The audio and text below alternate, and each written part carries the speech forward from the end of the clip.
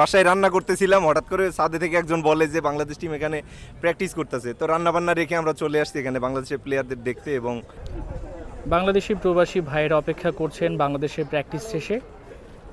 তারা বাংলাদেশি ফুটবলারদের সঙ্গে ছবি তোলার জন্য দাঁড়িয়ে আছেন।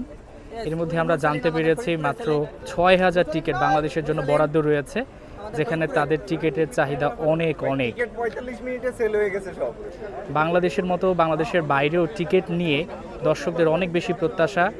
টিকিট যখনই ছাড়ে তখন হুমড়ি খেয়ে তারা পড়েন। ব্যাপক চাহিদা রয়েছে, সে অনুযায়ী আসলে টিকিট পাচ্ছেন না সমর্থকেরা, সেটা নিয়ে একটা প্রশ্ন রয়েছে। রেড কোচ হাবিয়ার কারোর অপেক্ষা করছেন বাসের জন্য। বাফুফের কর্তারাও রয়েছেন। বাস আসলেই ফুটবলাররা প্র্যাকটিস শেষে প্রথমবারের মতো প্র্যাকটিস শেষে তারা উঠে যাবেন টিম বাসে, আর বাইরে অপেক্ষা করছেন বাংলাদেশি সমর্থকেরা। তাদের সঙ্গে আমরা একটু কথা বলার চেষ্টা করব। আমরা দেখছিলাম যে অনেকে ছাদ থেকে, বাসার বারান্দা থেকে বাংলাদেশে প্র্যাকটিস দেখছেন। এই যে বাংলাদেশ এখানে প্র্যাকটিস করবে, এটা আপনারা আগে থেকে জানতেন?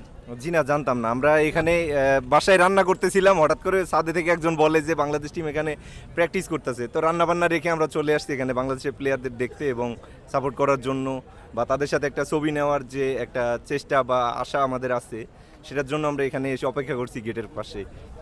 কেমন লাগছে? সারাদিন অনেক কাজ করেছেন, হয়তো ব্যস্ত ছিলেন, এরপরই বাংলাদেশকে দেখলেন প্র্যাকটিসে, মানে স্বপ্নের মতো কিনা ব্যাপারটা? জি, এটা আমরা ধারণা করি নাই যে আমাদের বাংলাদেশ টিম এখানে এসে প্র্যাকটিস করবে আমাদের বাসার পাশেই। আমরা কাজ থেকে এসে রান্নাবান্না করছিলাম, এটা দেখে অনেক ভালো লাগলো যে প্লেয়ারদের আমরা সামনে থেকে প্র্যাকটিস করতে দেখতেছি। আমাদের জন্য অনেক বড় কিছু। সেটাই, আমরা একটু কথা বলতে চাই আরও কয়েকজনের সঙ্গে, যে সারাদিন অনেক ক্লান্ত ছিলেন, বাসায় গিয়ে রেস্ট নিতে পারতেন, সেটা না করে অপেক্ষা করছেন শুধুমাত্র ফুটবলারদের জন্য। এই যে বাংলাদেশের লোক আসছে, আবেগ তো কাজ করছে নিঃসন্দেহে। অনেক হ্যাপি, অনেক খুশি। আমি 5টা 25-এ আসছি কাজের থেকে, পরে ফেসবুকে ঢুকার পরে খেলাযোগের মধ্যে দেখতে পারছি যে বাংলাদেশ ন্যাশনাল টিম এইখানে আসছে। তখনই মাঠ দেখে চিনে ফেলাইছি যে এইখানে আসছে। পরেই আমি চলে আসছি এখানে দেখতে। আমি মনে করি কাজ শেষ করে আমি আশাবাদী, আগের থেকে আশাবাদী আছিলাম যে এই মাঠের মধ্যে আমার বাসা হয়েছে ওই পাশে, প্রায় ম্যাচ এনে প্র্যাকটিস ম্যাচ এনে হয়।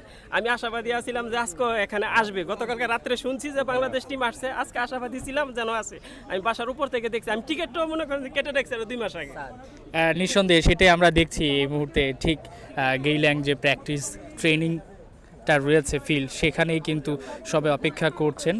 সো সবাই কিন্তু অপেক্ষা করছেন হামজা চৌধুরী তাদের দেখার জন্য।